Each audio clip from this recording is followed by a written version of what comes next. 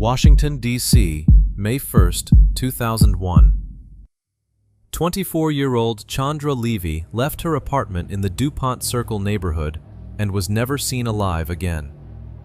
She was an intern with the Federal Bureau of Prisons, a recent graduate originally from Modesto, California, building exactly the kind of early career in the nation's capital that thousands of ambitious 20-somethings move to Washington every year hoping to build for themselves.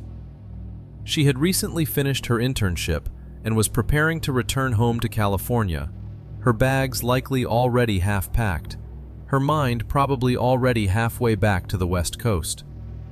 On the morning she disappeared, she used her computer to search for information about Rock Creek Park, a sprawling wooded park that cuts through the middle of the city, the kind of place office workers use for a run or a walk when they need to clear their heads before a flight home.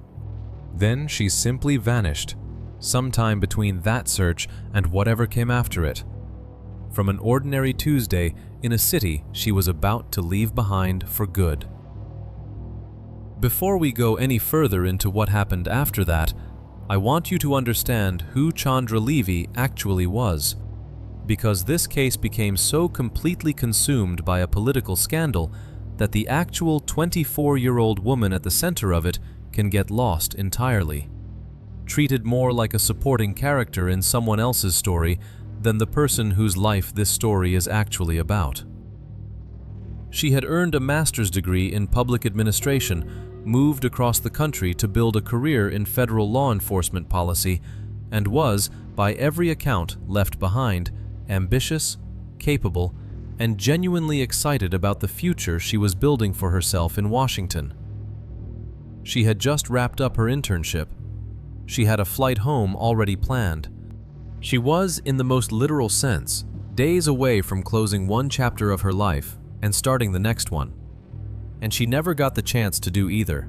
Her parents, Robert and Susan Levy, were expecting her home in California within days, ready to celebrate the beginning of whatever came next for their daughter.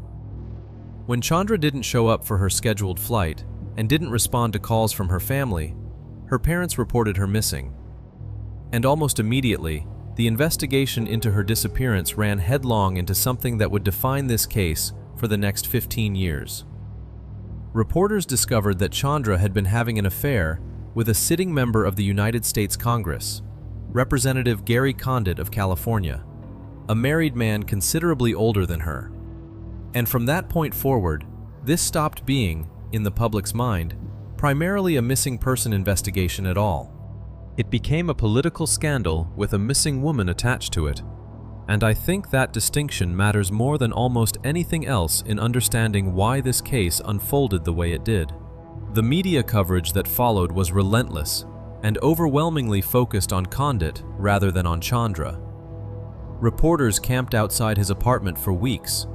Cable news devoted hour after hour, night after night, to parsing his public statements, his body language, his marriage, his political future, treating a congressman's evasive answers about an affair as though they were, on their own, evidence of something far darker than infidelity. Tabloids ran cover after cover built around his face rather than hers. Condit initially denied any romantic relationship with Chandra to police, an evasion that, once it became public knowledge, only intensified the media's fixation on him specifically, turning a private lie about an affair into what felt, for months, like the central mystery of the entire case. He was extensively investigated. He gave multiple interviews to police, submitted to searches of his apartment, and allowed his own DNA and fingerprints to be taken voluntarily. He was never charged with anything connected to Chandra's disappearance. But for months, in the court of public opinion running 24 hours a day on national television, he functioned as the presumed answer to a question that had not, in fact, actually been answered at all. I think this is the part of the story that deserves the most careful, honest attention, because it's easy, looking back, to want a clean villain, and Condit's own evasiveness made him an almost irresistible one for a media environment that runs on exactly that kind of narrative. A married congressman, a young intern, a lie told to police. All of it fit together so neatly into the shape of a scandal that it became almost impossible, for a long stretch of that year, for the public conversation to hold two separate ideas at once. That a man could behave dishonorably in his marriage, and to investigators, and still have had absolutely nothing to do with a woman's disappearance. But investigators, working the actual case rather than the television version of it, cleared him. There was no physical evidence connecting him to Chandra's disappearance. There never would be, across more than 2 decades of continued scrutiny. What he actually did, having an affair and then lying about it to reporters and investigators, cost him his marriage's privacy and, eventually, his entire political career, when he lost his primary election the following year to a former member of his own staff. It did not, by any evidence anyone has ever produced, cost Chandra Levy her life. And here is the part of this case that I find genuinely difficult to sit with, because while an entire news cycle devoted itself to a congressman's love life, the actual physical search for Chandra Levy, and for whatever evidence existed in the place she'd disappeared from, moved forward far more slowly than it should have. Rock Creek Park is enormous, densely wooded in places, cutting a long, uneven swath through the middle of a major American city, and by the time investigators returned to search it systematically and thoroughly, months had already passed. Any physical trail that might have existed immediately after her disappearance, footprints, disturbed ground, anything time-sensitive enough to matter, had long since been erased by weather, by the changing seasons, and by the sheer passage of time.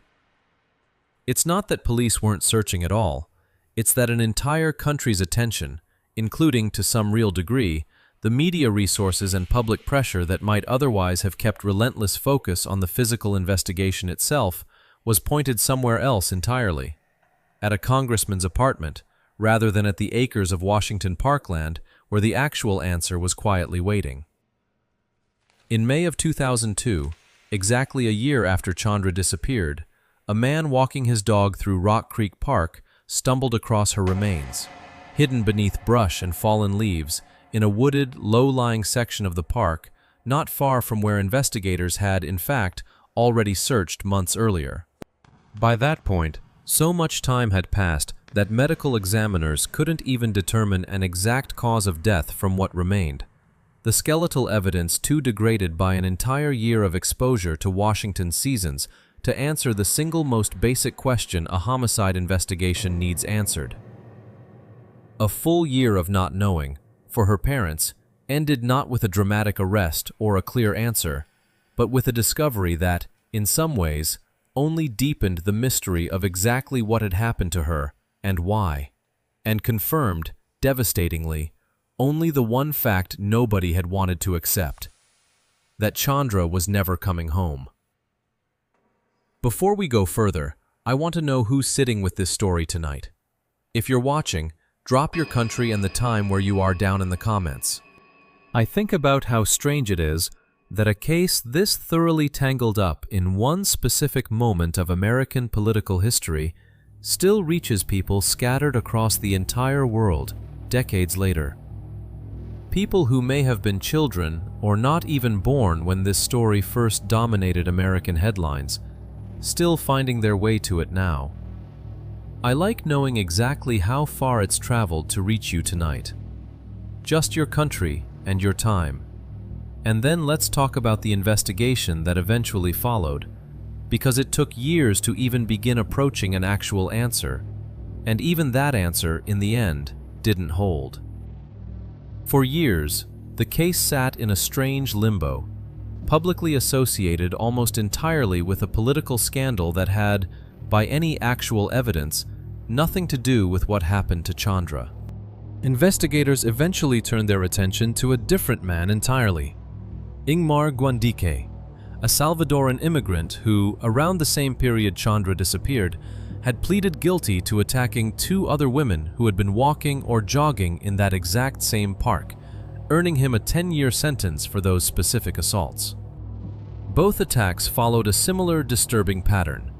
A young woman alone on a park trail, approached without warning by a man who had, on at least those 2 occasions, been caught and convicted.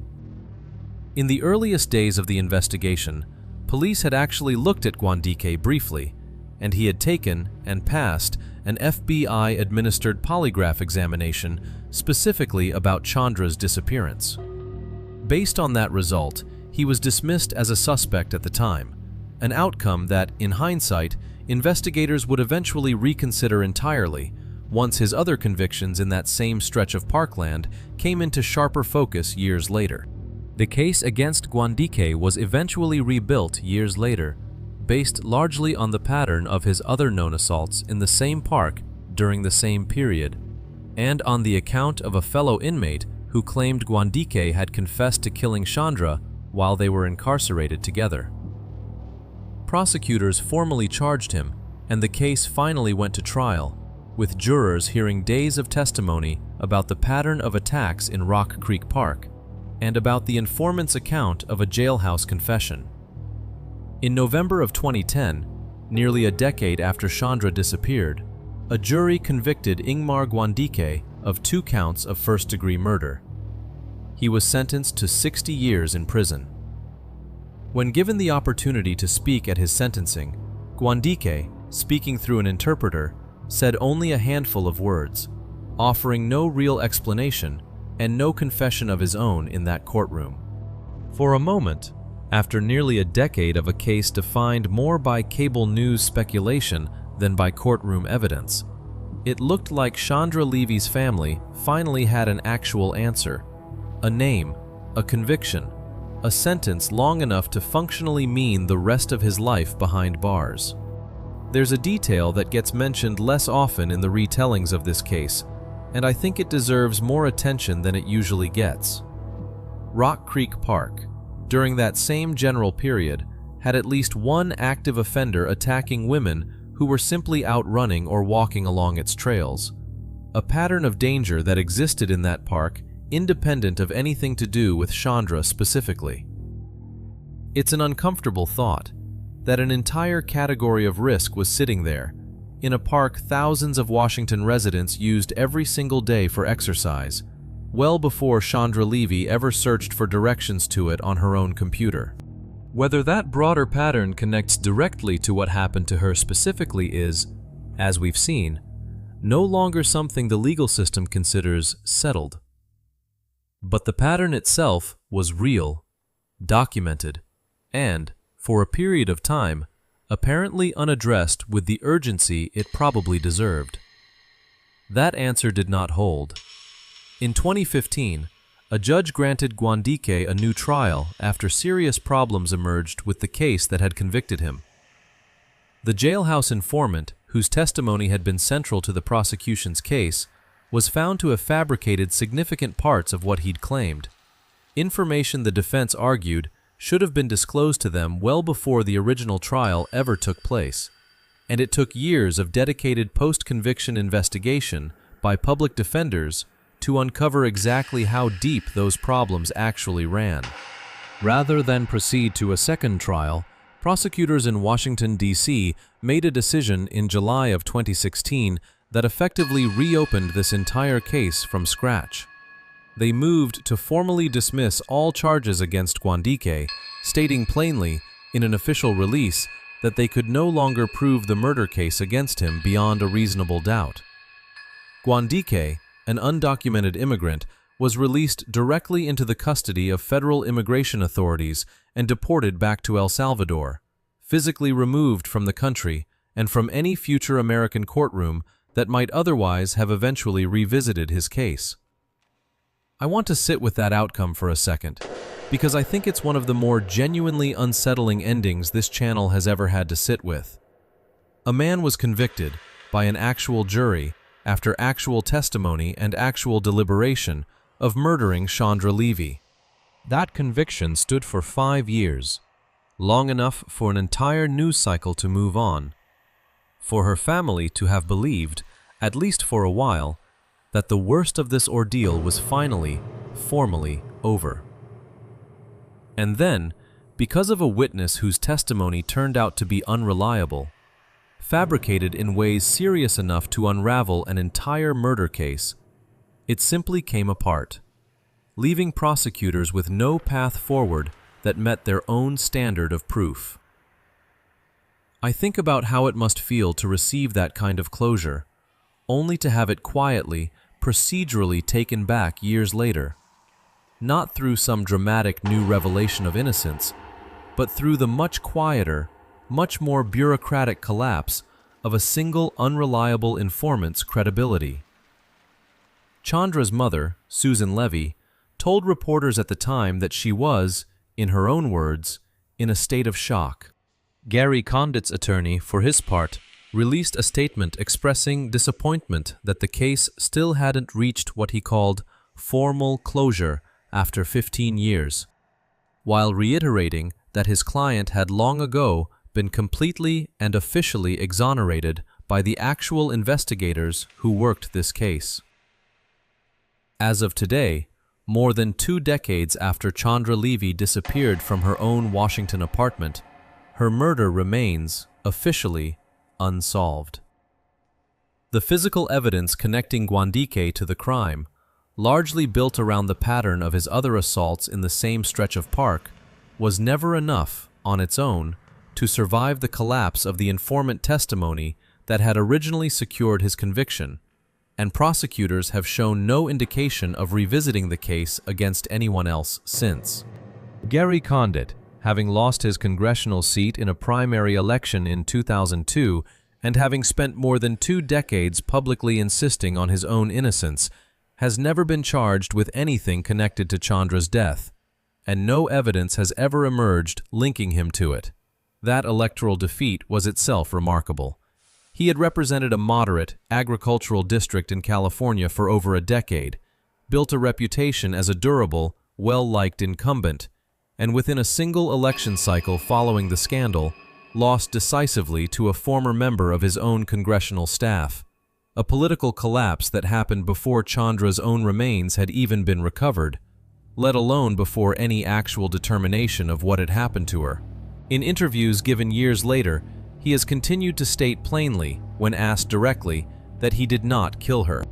Whatever actually happened to Chandra Levy on that Tuesday morning in Rock Creek Park remains, as a matter of official legal record, an open question.